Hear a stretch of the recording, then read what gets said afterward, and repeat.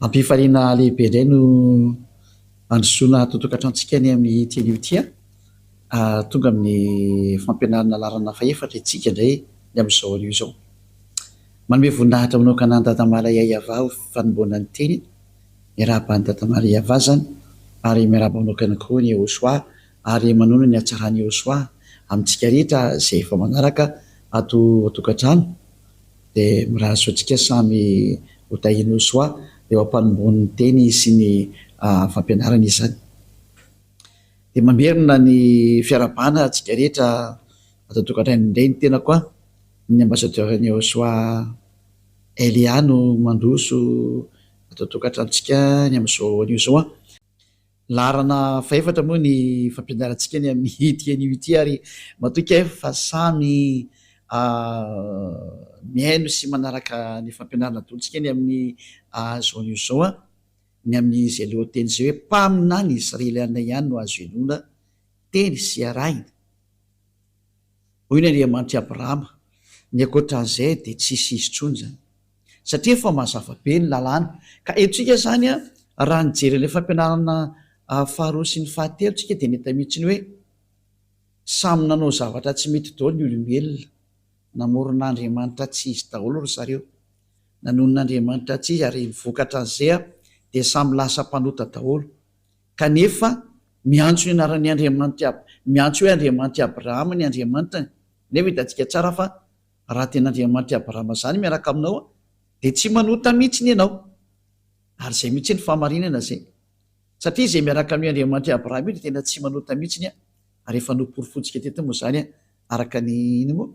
araka ny soratra masina hoe izay miaraka amin'ny Andriamanitra Abrahama dia tsy misy an'izany manota zany mihitsy, fa ny miaraka amin'ny Andriamanitra hafa daholo no manota zany. Mazava zany fa izay Andriamanitra niarahanao hatramin'izay dia Andriamanitra tsisy izy daholo satria nampanota anao, tonga anao lasa nitsangatsanga, nangalatra, lasa mpamono olona, lasa mpisoloky, lasa mpiteny ratsy, mpiteny vetaveta, mpanenjika vehivavy sy mpanenjika lehilahy, mpimamolava, lasa mangalatra. Zany ny hafaran'ilay Andriamanitra narano, tsy Andriamanitra Abrahama zany,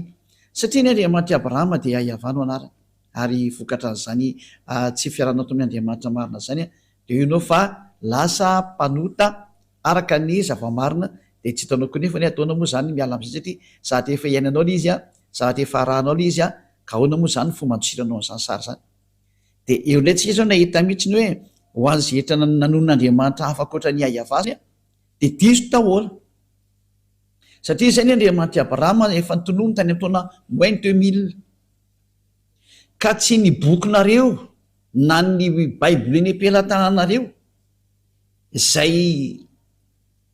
nanovanovany io anarana io no ilazanareo fa marina ny anareo, satria ny profita dia mpanota daholo nareo, ary ho an'izay mpanota dia tsy nahita ary tsy mahafantatra an'io Andriamanitra io, satria Andriamanitra tsy mihaino mpanota io Andriamanitra Abrahama io. Izay natonga azy niady tamin'ny Israeliana ka nisaraka taminy ray izay aloha, ka nanamorona boky koa azy ianao ka niantso hoe Andriamanitra Abrahama le anao, dia tsy mety ary lasa mpanota koa ianao, satria efa nambaran'ny Abrahama sy Mose tany amin'ny taona moins 2000 fa niaran'izany Andriamanitra Abrahama zany tany amin'ny taona moins 2000 tany ho any sy ny tany amin'ny taona moins 1500 tany ho any dia Yahava no anaraka. Ka raha novainao zay dia zay sady efa profa mpanota ianao, ka tsy ny boky izay nisoratanao taty amin'ny taona plus 600 taty na sahala amin'izany no lazainao fa marina ihany koa. Moa zany dia efa naporofona ilay izy hoe mbasa mijery mitodika amin'ny marina amin'izay famonjena angety jereo ny ady efa miseho ao amin'ny Russie sy Ukraine io fa miratsy dia miratsy ange, efa risika na bomba nucléaire an'io, miprofa tonga ny farany, ary tsy mety miravina tsony ny olana fa dia efa olana efa mandeha efa miraraka maneran-tany moa ilay olana, ko inona tsony moa zany no azo atao amin'io, fily hoe raha fotsy be verilona miandray izay ketolana, tsy misy nina azo atao, tsy misy fanantenana azo atao raisina tsony fa dia efa hoe miandry ny fiafaran'ity tantara ity sisy tsika, izay mihitsy ny zava-marina izay. Ka mbola hijery ny toy ny teny antsika noho ny amin'izany rehetrarehetra zany dia mbola jerevantsika foana hoe inandray zany ny tohiny zany de zao ndray nytoy zany hoe fa diso zany io anarana io a diso hatrany amin'ny bokinao a atria nyporofona le anarana fa diso nyporofona ny bokina rehetrarehetra fa diso daholo ka rehefa diso moa zany de inona ntsony moa zany no antenay fa de tena lasana ka any amin'ny lalandiso daholo zany ny olombelona tsy olo tsy ilay Andriamanitra Abrahama no tompo inao fa zavatra hafa mihitsy de ijerinay tsika ny mikasika any amin'le hoe iza ny mpamina ny tokony hoarahana amin'izao andro farana zao de aleo tsika hijery ny lalàna indray fa ny didy folo sy lalàna Mose nefany a de efa nampianariko atsika fa natokana manokana ho any zareo zanak'Israely ka raha voalalàna mivoaka avy ao anatin'ny tenin'ny Mose zany a de natokana ho an'ny zanak'Israely zany teny zany tsy natokana ho an'ny efa firenena mihitsy fa natokana ho an'ny zanak'Israely loara avaketsika no ny teny a satria maky didy indray tsika mantsy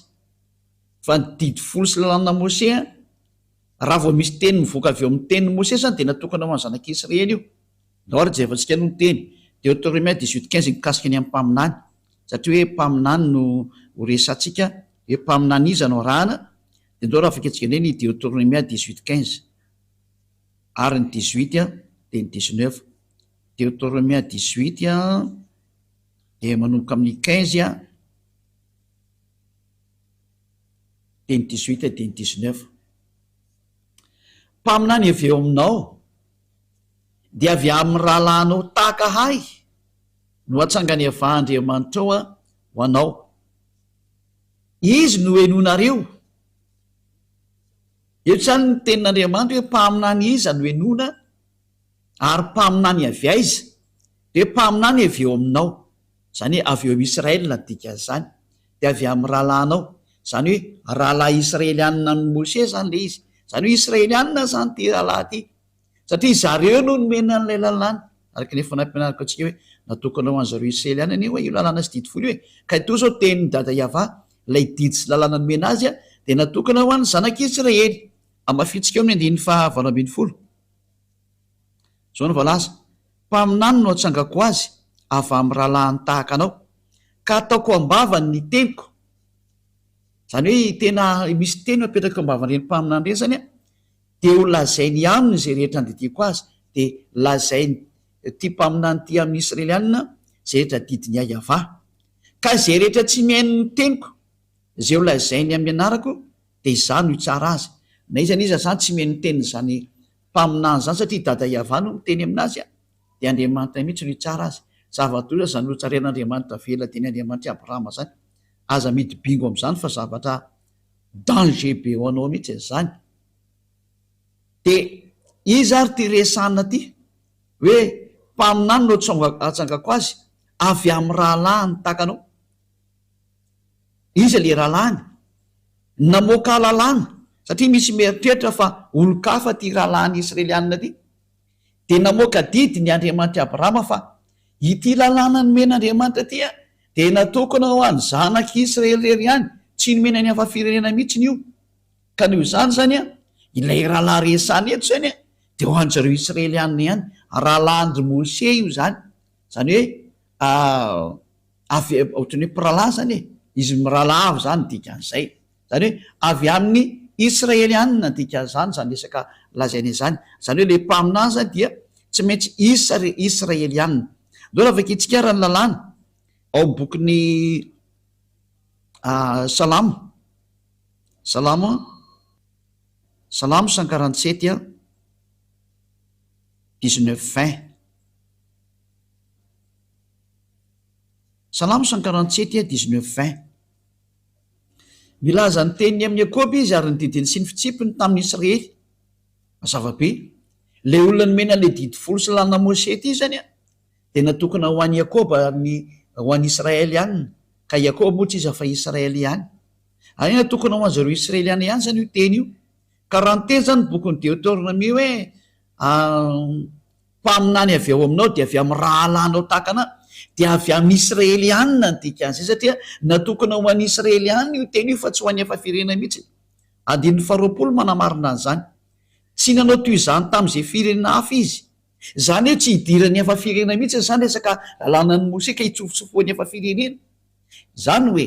am'izao teny zao a de voatsipaka mariny rano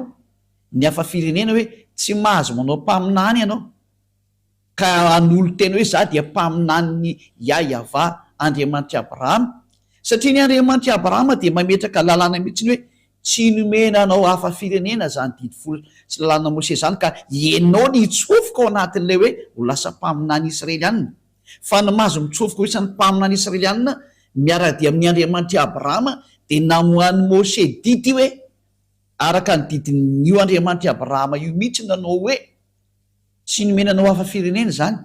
noho zany tsy mahazo miditra ao ianao hafa firenena dikan'izany ho antsika rehetra zay meno an'le teny tsy mahazo miditra ao ianao dikan'izany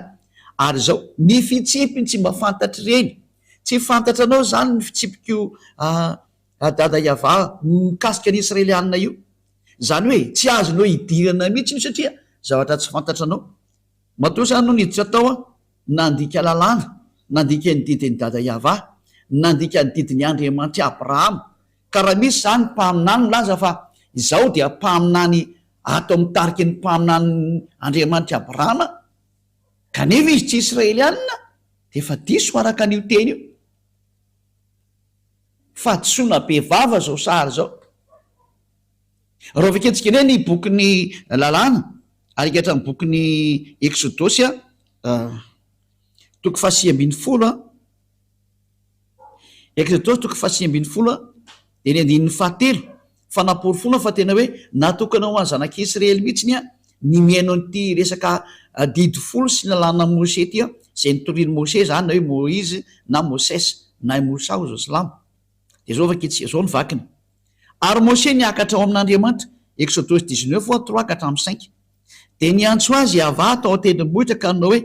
izao no lazainao amin'ny taranak'i Jakoba sy ambaranao amin'ny zanak'Israely mbola voalaza mihitsy zany fa natokana ho an'ny taranak'i Jakoba sy ambaranao amin'ny zanak'Israely ty resaka didy folo sy lalàna Mose ty ianareo efa nahita zay nataoko tamin'ny Egiptiana zay nitondrako anareo tamin'ny atriny voromahery ary nampakanesako anareo aty amiko ko ankehitriny raha iain'ny feoko tokoa ary ianareo ka hitandrina ny fanekeko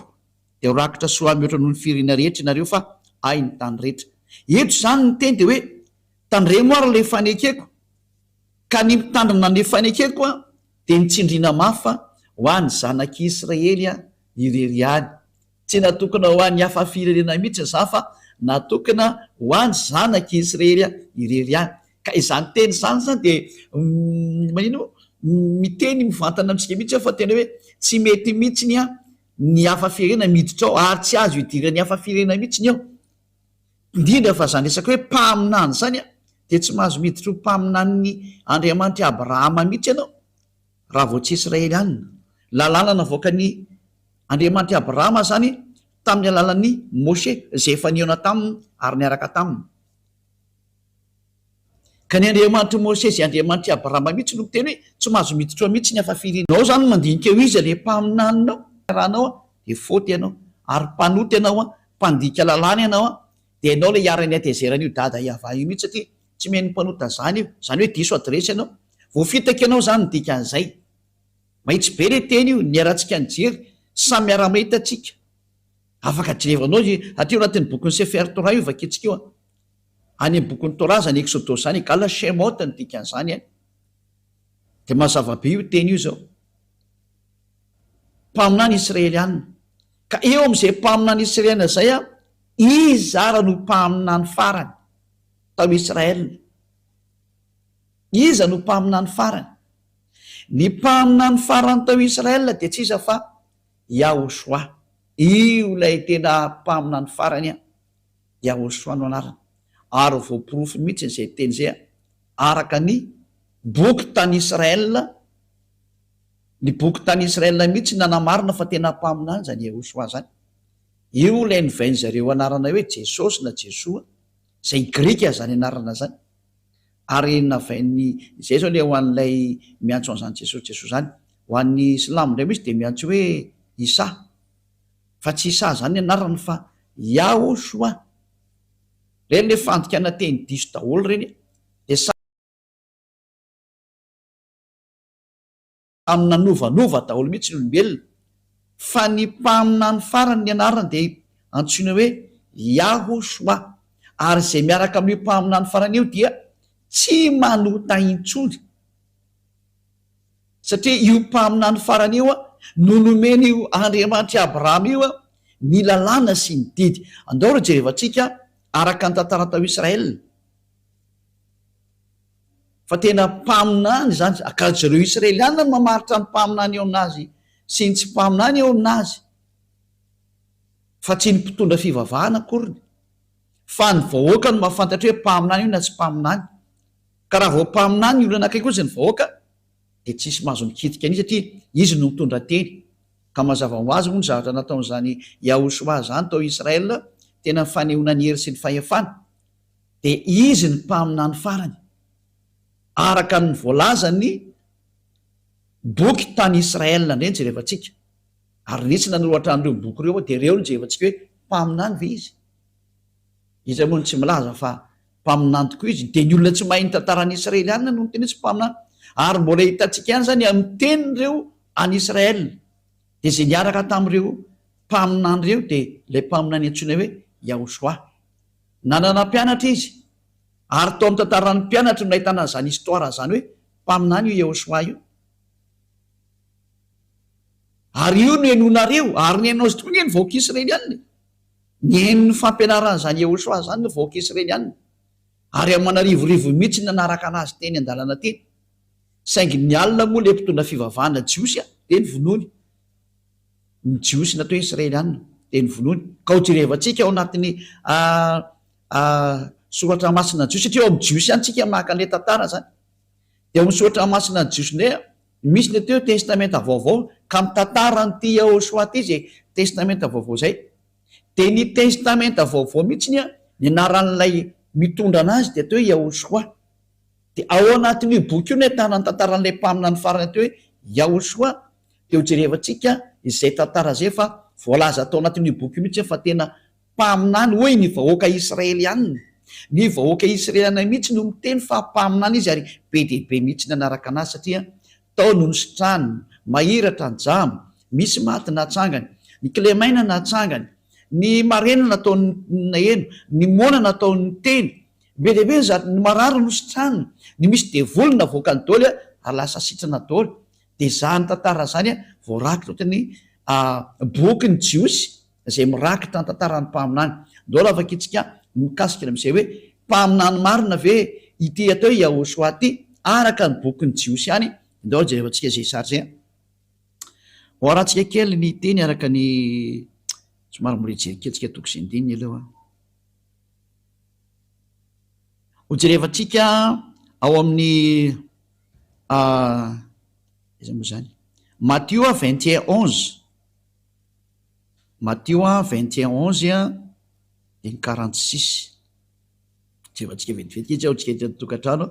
Matthieu 21:11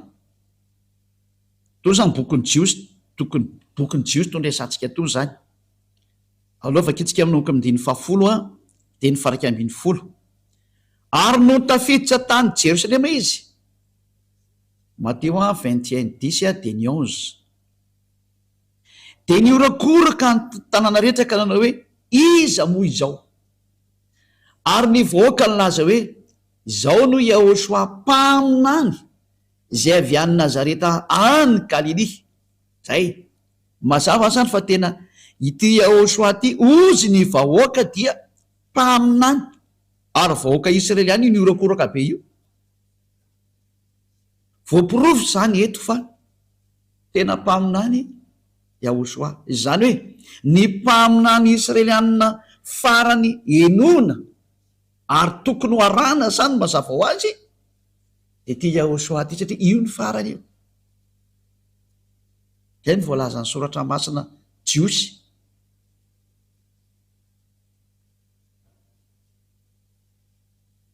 mahitsy be mihitsy ny teny hoe ny vahoaka mihitsy no niarany laza ary niorakoraka hoe mpaminany Yahoshua zao tonga zao lay avy any Nazareta any Galilia. Zay ali zay mazava zany fa tena mpaminany Yahoshua araka an'izao teny voalaza amitsika zao vakitsika neny manaraka Matthieu 21:46 indray hoe sany sambotra ny Ahosoany ny mpitondra fivavahana jiosy satria ny vahoaka laza fahampaminany izy ka so matin'ny vahoaka indray ianao tsy azoko tena mantsy ny mpaminany ao amin'ny 9:7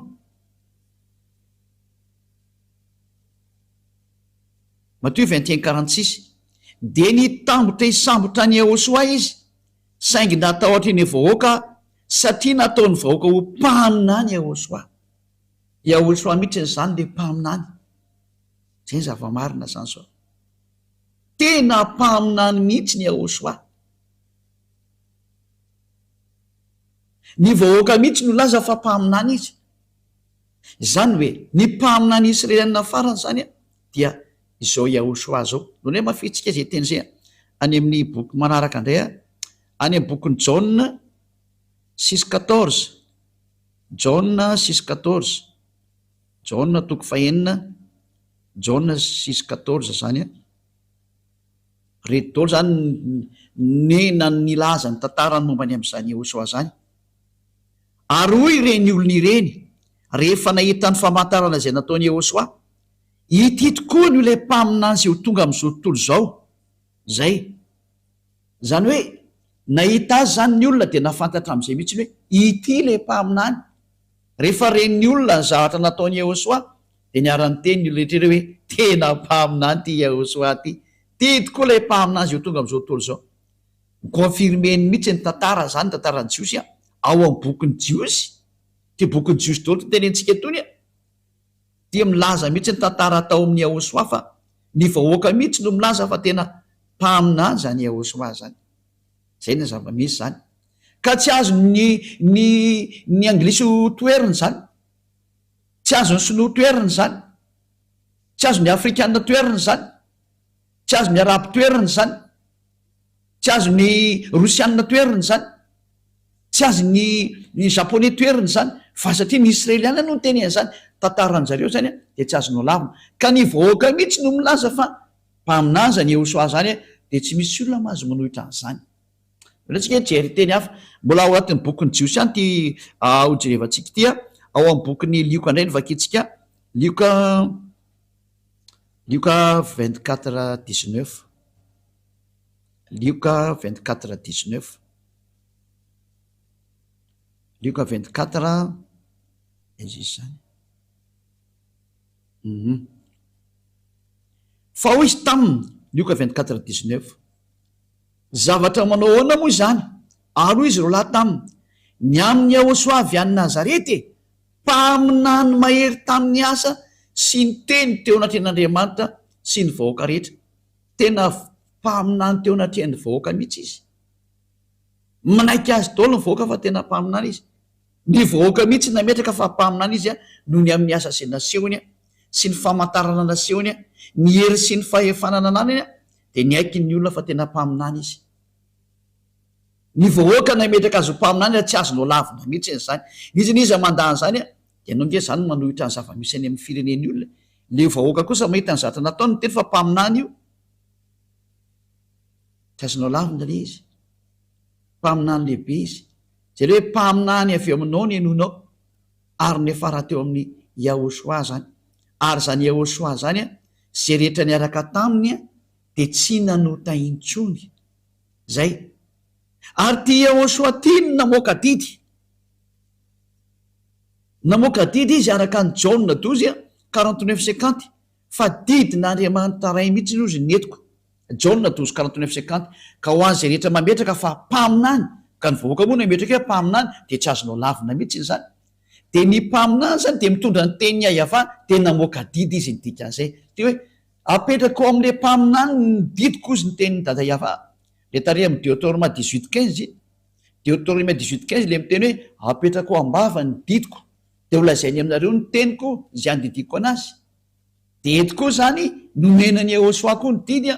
araka ny Jaona 12:49 Jaona 12:49 ary no vakitsika. Dia etsika zao ahita mihitsy fa hoe nitondra didy zany zanaka mpaminany lehibe zany ary didy nomena azy de tia ny fanaporofona John 12:49 satria zao tsy niteny ho ahy fa niraizina niraka izy no nandidy azy eo lazaiko sy zay ho toriko ary fantatry fa fiainana mandrak'izay ny didiny koa izay lazaiko a de lazaiko araka n'izay no lazay ndray tamiko mazava-be zany ny teny eto fa ity Yahoshua ty zany a de nampitondrain'Andriamanitra ny didiny araka le teny tarihy bokyny Deutéronomie tarihy hoe misy didy omena amin'ny mpaminany ary ho zarainy amin'ny olona omen'ny olona ary ny didy ao amin'ny Yahoshua de ny didiny amin'ny fanafana ny olona amin'ny fahotana tsy mahay manao teny intsony zay miaraka aminy io le Andriamanitra Abrahama miteny hoe mpaminany ny anonao ary le mpaminany farany ny vahoaka mihitsy no teny azy de hoe Yahoshua no anarany ny confirme ny vahoaka atao Israela tamin'izany fotoana zany ka tsisy afaka mandany zany mihitsy tsy azo lavina tahaka ny Isaia mpaminany de ny ekeny olona fa mpaminany Israelianina tahaka ny Jeremia mpaminany de ny ekeny olona fa mpaminany Israelianina aotr'izany koa Yahoshua de ny ekeny vahoaka fa mpaminany Israelianina ka tsy azo lavina mihitsy zany hatramin'ny farany satria nitondra ny teny ny dadama yayava izy araka ny teny mpaminany mbola ho resantsika mihitsy moa manaraka hoe ahoana ny fanaporofona fa tena mpaminany izy ary izy mihitsy le mpaminany fa araka ny lalàna Moshe indray mbola omeko zay teny zay fa eto de miteny mihitsy hoe ny vahoaka mihitsy ny Israelianina zay mahafantatra ny ato hoe mpaminany de reo mihitsy no teny vantana mihitsy ny hoe mpaminany ho Yahoshua io mpaminany izy ary izy no mitondra ny fanekena vaovao ho an'ny zao tontolo zao ho an'ny firena rehetra eto ambonin'ny tany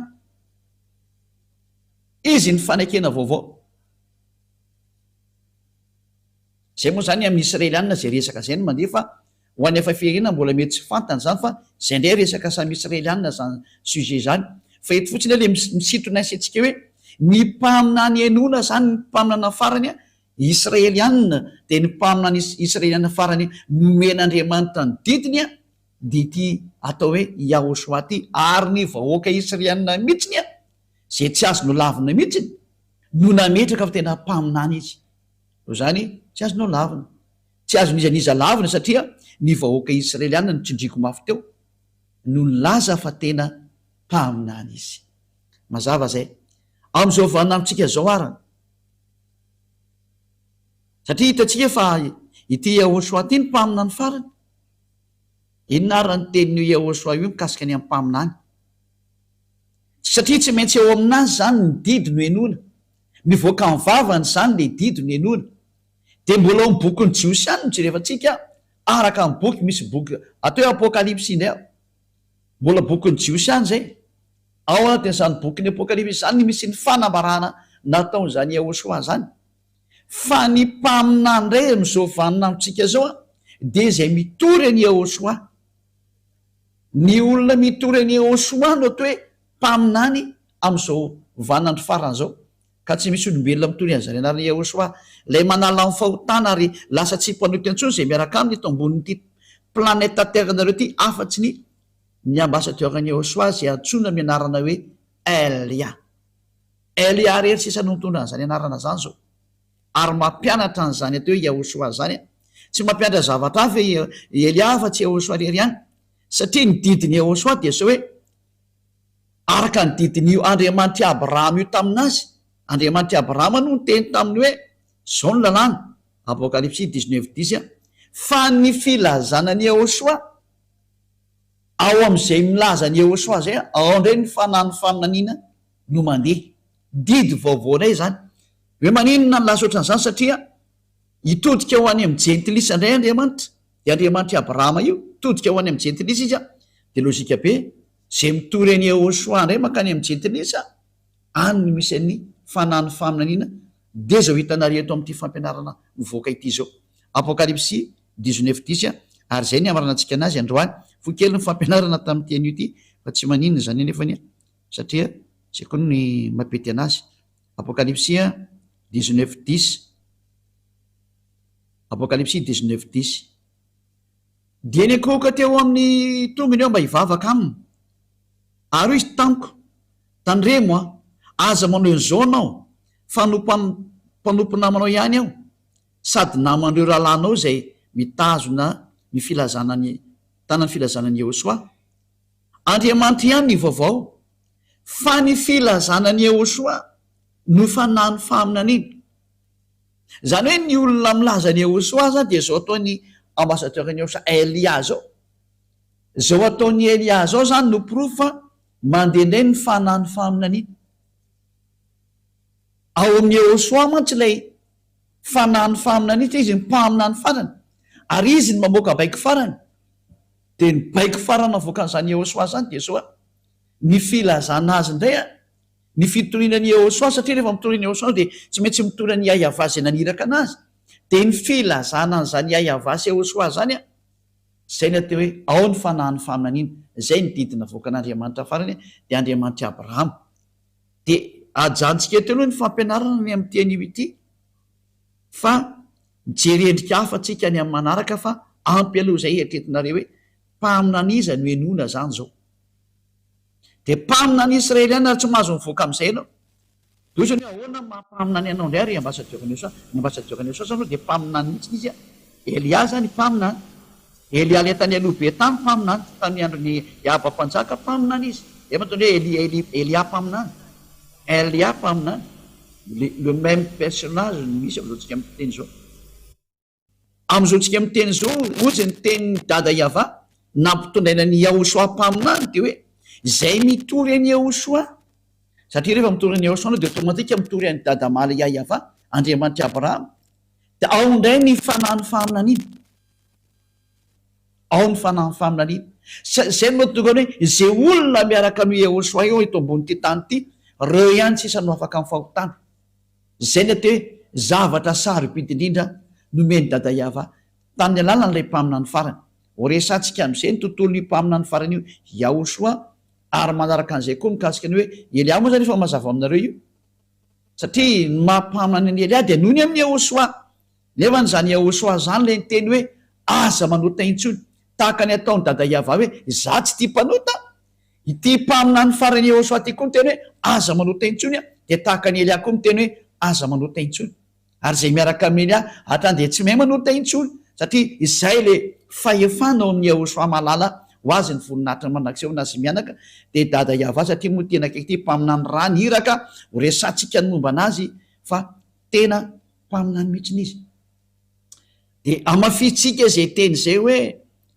ity mpaminany ity dia tena tsy maintsy arahana ny teniny. Izy no teny hoe aza manota intsony. Jaona 5:9 hoe aza manota intsony izy. Jaona 8:11. Zany ny zahatra faratampony tiany dada maly Yahva zany. Zany ny tsara indrindra zany. Bokin'ny Israeliana ihany ity Jaona 5:11. Ary izy tsy misy tompo dia hoe Jehosoa, zaho koa tsy manameloko anao mandehana ary amin'izao sisa izao aza manota intsony. Zany ny déclaration zany Jehosoa, ilay tena mpaminany lehibe sady mpaminany farany tao Israely. Fa zao ny dimbiasan'ny Elia zao tsy misy afa-tsy Elia rery no mandimbiasa, satria ato amin'ny Elia koa nitoriana zany hoe tsy mahay manota intsony, satria mitory an'ilay Jehosoa ilay tena marina, ilay mpaminany farany Israeliana. Dia mihitsy atsika nijery hoe tena mpaminany vizy efa voalazantsika teo. Inona koa ny toetrany horesantsika daholo zany fa ampy aloha ny amin'ny androany. Dia mbola jevantsika koa ny Jaona 5:14. Jaona 5:5 andininy 7:20 mbola niresaka tamin'ity lehilahy ty indray izy dia hoy izy taminy hoe tandremo aza manota intsoniko ianao. Jaona 5:14. Rehefa afaka zany moa hoe tena mpaminan'Andriamanitra azy, tsy tia fahotana, dia Andriamanitra Abrahama, Elohei-ny Israely zany dikan'izany Andriamanitra zany, Elohei-ny Abrahama zany. Rehefa afaka zany dia hitany Jehosoa atao kianjany tempoly raha lehilahy ka hoy izy taminy, indro efa sitrany ianao aza manota intsony fandraho anjoanao zay ratsy noho teo. Ity mpaminany Israeliana farany ity zany tena mitovy toetra mihitsy ny amin'ilay naniraka azy Yahva Andriamanitra Abrahama. Mitovy toetra amin'ny Andriamanitra Abrahama mihitsy, satria manizingizina mihitsy izy hoe aza manota intsony. Dia mifanaraka amin'ny teny dada Yahva hoe Isaia 59 un deux mifanaraka tsara mihitsy ny teniny izy ireo Isaia 59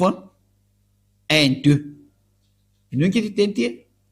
indro ny tanany avatsy foy fa mavonjy ary ny sofiny tsy lalidalovana fa mari fa ny heliko reo ny hevitra mampisaraka anareo amin'Andriamanitra reo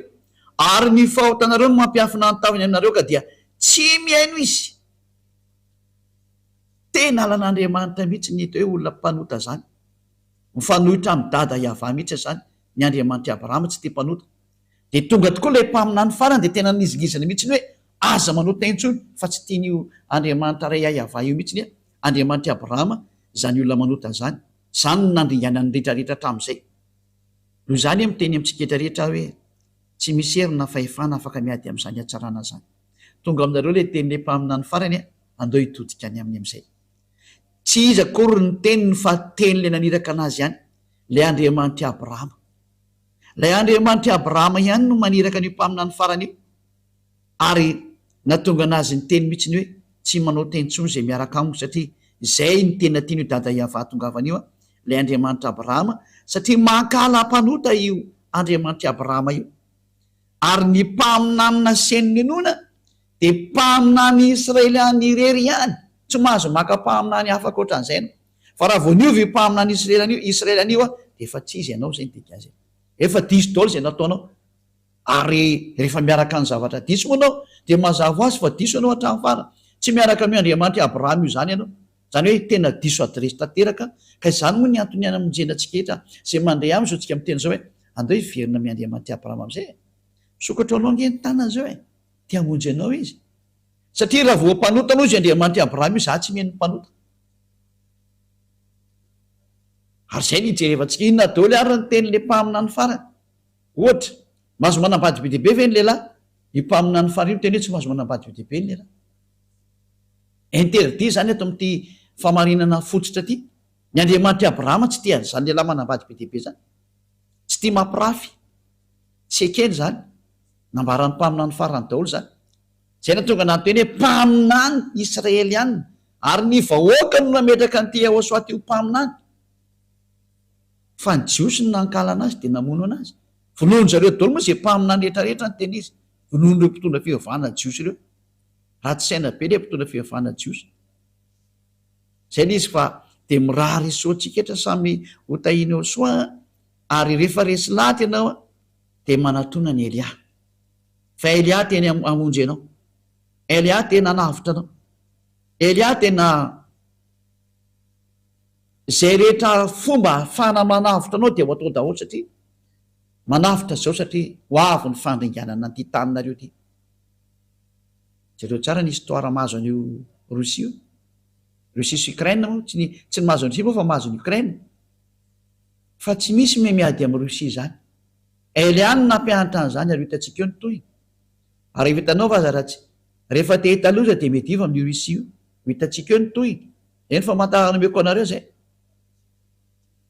tsy misy miady amin'ny Rosia zany na hitambatra daholo azo tontolo zao tsisy maresy an'io zany reo natao hoe firenena mody maty fa teny ny mpaminany Elia zany fanamafisana zay efa voalaza tany aloha tany ary tsindrina mafy mihitsy ny hoe tsisy miova ny teniny dada malalanay Iava manaraka ny teniny daholo zao tontolo zao adalany Ukrainiana zay te hiady fotsiny amin'ny Rosia io fa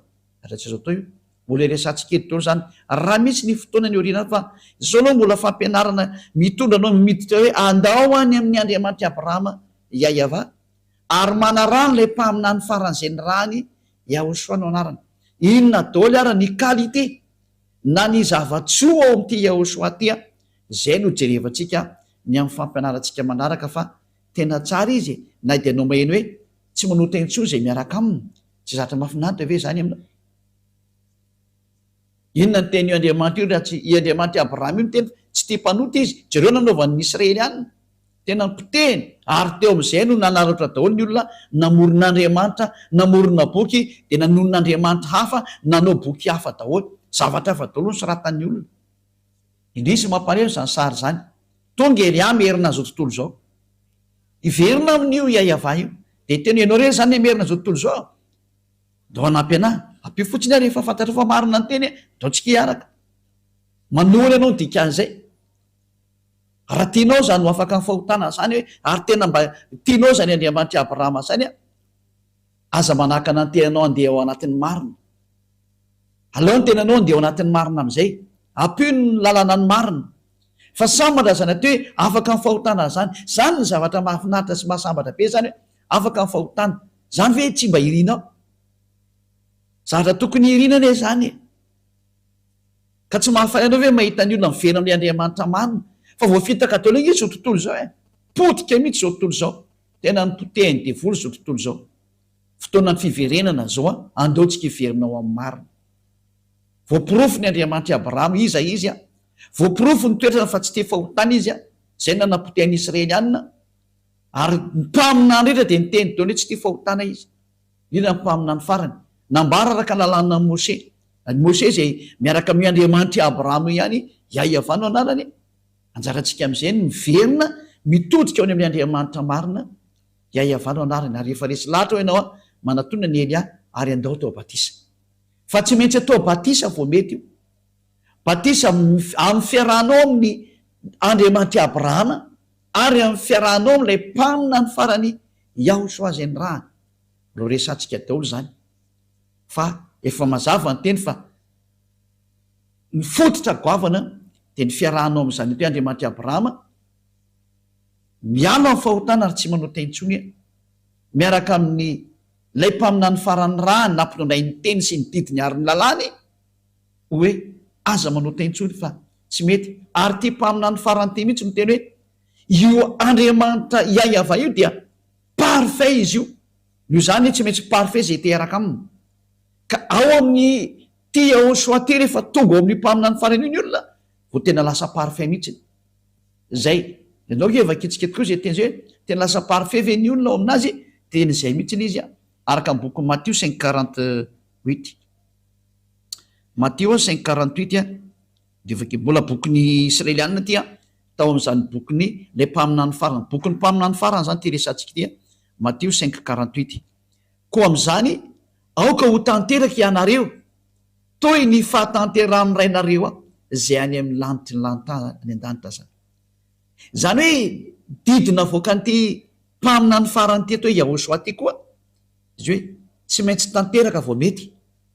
tsy mbola nisy olona nasany teny an'izany na mpamina ny teny an'izany fa tsy izy rery ary tena marina fa zay miaraka aminy tena tanteraka tahaka ny Elia miaraka aminy tanteraka zany Elia zany tsy mety manao ratsy zany ary tsy may manao ratsy zany dia tsy zarery fa reo zanak'Andriamanitra na zanaky ny avo indrindra zanaky ny Andriamanitra Abrahama zay miaraka amin'ny Andriamanitra Abrahama rehetra sy miaraka amin'ity Yahosoa mpamina ny farany ty dia tena lasa tsy manota intsony tena tsy manota intsony mihitsy homme parfait zany ka tena Andriamanitra zany le Andriamanitra Abrahama zay le nitadiavy le tena olona tonga lafatra tanteraka tsy manota intsony rehefa tena tafaraka amin'io Andriamanitra Abrahama araka zao nampianariko zao anao dia miaraka amin'ilay mpamina ny farany zay nyteneniny Yahosoa dia tena tsy manota intsony ianao fa marina zany teny zany tsy ty mpanota io Andriamanitra Abrahama io tsy ty fahotana izy zay ny famaranako ny teny koa dia mirary soa antsika rehetra ho tonga soa ty amin'ny Yahosoa dia ho tonga soa ty amin'ny dada mala Yahava Andriamanitra Abrahama ndao hiverina daholo ndao hitodika any amin'ilay mpamina ny farany zay nampitondraina teny Yahosoa no anarany ary izy no milaza io Yahosoa iny no teny farany mpamina ny Isaïana fa teny izy hoe zay mitory any Yahosoa rery ihany zay ihany manana ny fanahy faminana iny ka tsy misy nitory sy nampianatra zany Yahosoa sy ny momba azy zany teto afa-tsy Elia rery ihany zay no mampamina ny farany any Elia ary tsy misy tsony koa aorianany Elia mirary soanao tonga amin'ny fitiavana an'ilay Andriamanitra Abrahama ty avy any amin'ny daholo ny fototrany io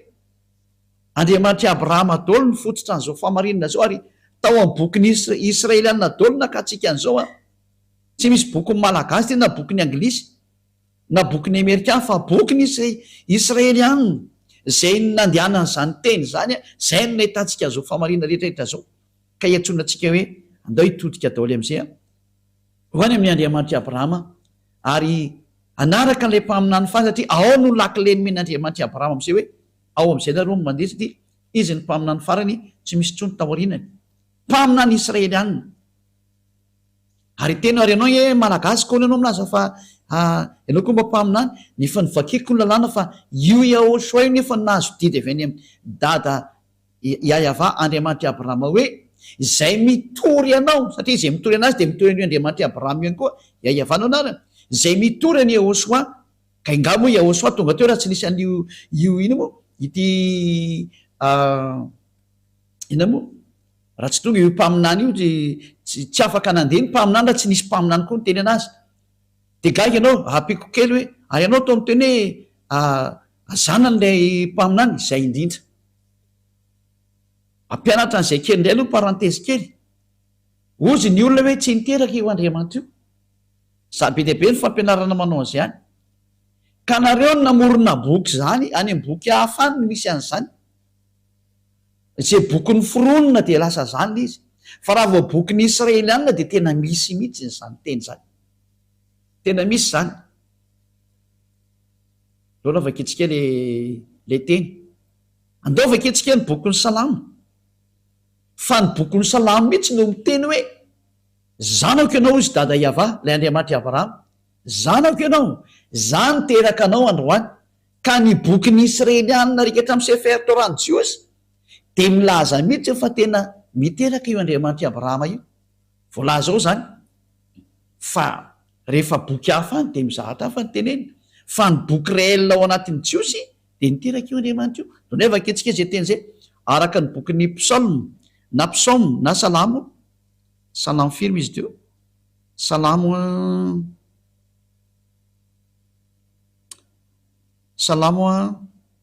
2:7 salamo 2:7 salamo 2:7 ilaza zava-boatendry aho Yahva ny laza tamiko hoe zanako ianao izao niteraka anao androany ka tena miteraka mihitsy ny io Yahva io araka ny soratra io ao anatin'ny bokyny Jiosy zany ka raha ianao raha mamaly tsisy an'izany ka izay le hoe ianao no te hipetraka any amin'ny zay nisy ianao any fa raha mipetraka aty amin'ny Sefer Torah ny Jiosy ianao de voalaza mazava ao zany raha tsy azo milavina fa ny bokyny Jiosy ao amin'ny Sefer Torah ny Jiosy de milaza mihitsy fa niteraka io Andriamanitra io fizy ndray tsy miteraka ohatra ny vehivavy miteraka zay moa koa madiso ny olona indray zay fa niteraka araka ny teny raha niteraka zany izy an'ity Yahoshua tya de naterany tamin'ny teny ka raha Yahoshua ny resana zany de io mihitsy ilay naterany io ary zay no mahatonga antsika hijery an'izay hoe tena zanany mihitsy io do ndray tsika bojery boky salamo 2:20 salamo 82:6 do ndray tsika hijery boky anankiray mbola bokyny salamo ihany salamo 82:6 hoy izao Andriamanitra ianareo ary zanakiny avo indrindra ianareo rehetra miteraka zany Andriamanitra ny dikan'izany satria misy zanakiny avo indrindra ary le zanany nataony hoe Andriamanitra ianareo miteraka zany io Andriamanitra io ny dikan'izay ao bokyny Jiosy any amin'ny bokyny salamo ka tsy azonao lavina koa zany satria ao anatin'ny bokyny Jiosy zany le Andriamanitra Abrahama ny teny zany mihitsy fizinay hoa tsy niteraka ohatra ny vehivavy miteraka fa araka ny teny de zay natonga n'ilay mpaminany ny teny hoe tamin'ny voalohany teny ary ny teny to amin'Andriamanitra ary ny teny de Andriamanitra izy de tao amin'Andriamanitra hatramin'ny voalohany zany hoe ity Yahoshua ty zany araka ny nampianarin'io Yahoshua io de tsy nateraka ohatra ny vehivavy ateraka fa nateraka tamin'ny teny raha vao ny teny zany io Andriamanitra Abrahama io tamin'ny namorona zao tontolo zao de iny teny iny no atao hoe Yahoshua zay fa tsy nateraka ohatra ny vehivavy miteraka fa ny fiteraka an'Andriamanitra zany ao amin'ny teny izy no niteraka vaketsika ny Jaona toko voalohany zany bokyny Jiosy daholo miteny an'izany Jaona toko voalohany 1:1 tamin'ny voalohany teny ary ny teny tao amin'Andriamanitra ary ny teny dia Andriamanitra izy de tao amin'Andriamanitra tamin'ny voalohany ary izy no nahariana ny zavatra rehetra ary raha tsy izy de tsisy nahariana zao zavatra ary zao na idea iray azy ao amin'ny bokyny Jiosy zany de ny bokin'ilay mpamina ny farany Yahosoa de izy mihitsy no laza fa izy de tamin'ny voalohany ary ny teny izay tao amin'Andriamanitra ary ny teny de Andriamanitra boky ny Jiosy daholo miteny an'izany. Jerevantsika tary amin'ny bokin'ny Sefer Torah-ny Jiosy tany aloha de milaza mihitsy hoe fa niteraka Andriamanitra ary zany teraka anao izy androany tsy azo lavina mihitsy izy zay tena nisy zany zavatra zany ary ilay fiterana kory tsy oatra vehivavy miteraka fa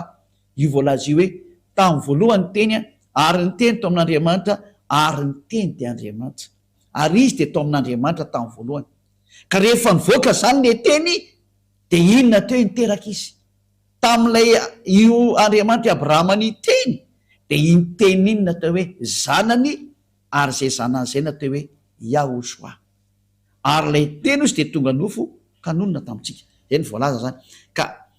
mbola ho anaporo fa tsika lava be mikasika any am'izay fa inatsoa moa ny valinao am'izany teny zany ka fa mazava iny izy satria ilay mpaminany mihitsy no ny teny fa nahazo didy avy any amin'ny dada Yava izy ary mariny zany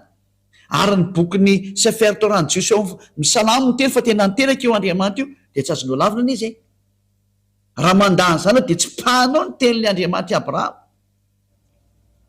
satria tany amin'ny Jiosy no nahitana anazy zay ny tonga antsika nijery an'le hoe boky inona ny tokony ho arahana rehefa nijery de boky tokony arahana de bokin'ny Jiosy no arahanao bokin'ny Israelianina noho zany ny famantaranao ny marina rehetra de ao amin'ny bokin'ny Israelianina fa tsy any amin'ny bokin'ny foroporonona ny ananonanany ohatra na zay boky mety ambarambaran'olona aminao fa zay boky tena avy any amin'ny zareo Jiosy ary zay le fahamarinana hoe niteraka io Andriamanitra io ka tsy azonao lavina le izy ary ty mpamina ny farany ity zay nampitondray ny teny hoe Yahosoa de tena zanany naterany mihitsy noho ny amin'ny teny fa tsy noho ny hoe niteraka ohatran'ny vehivavy izy tsy ndriko tsara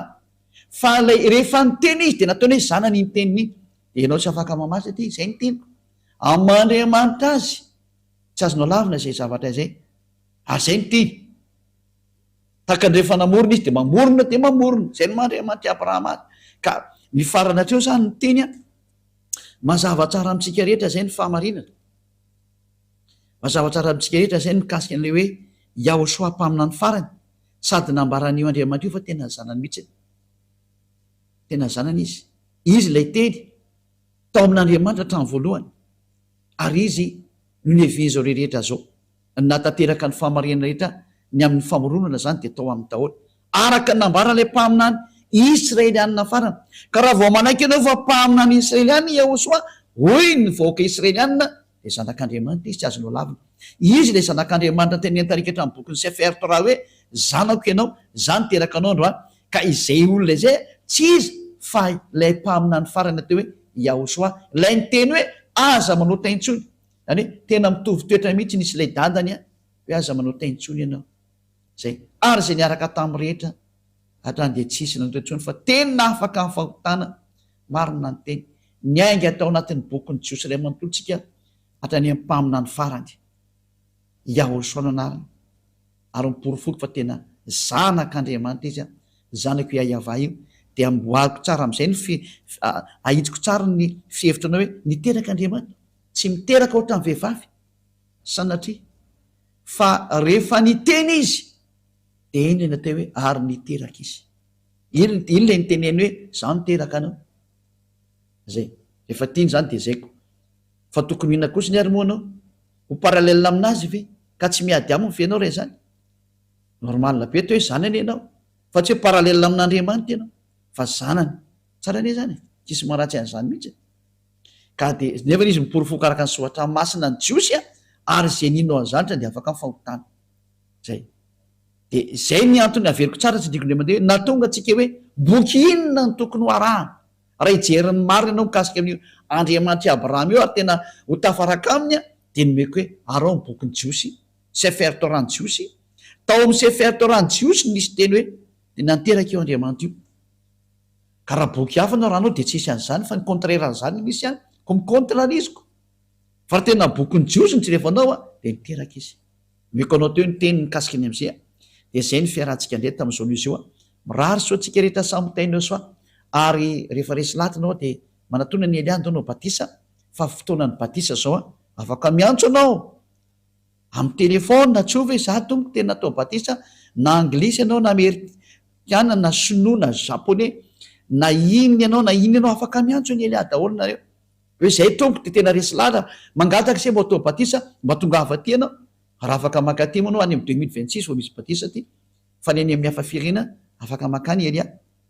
da tsika ny atao am'izay fa zay hoe fa mandeha io arakaraka rehefa misy de fa mandeha zay fa mandeha Elia rehefa misy miantso de mandeha ka tena mitady an'Andriamanitra marina ao ary maniry ho any amin'ny fiainana mandrakizay fa ho hita eo foana zany de mirazo tsika samy teny soa de ho atsika ariva afaka sotra betsaka dada malala iayavany am'izany teny rehetra zany fa tena fitiavany zany ary tena famonjena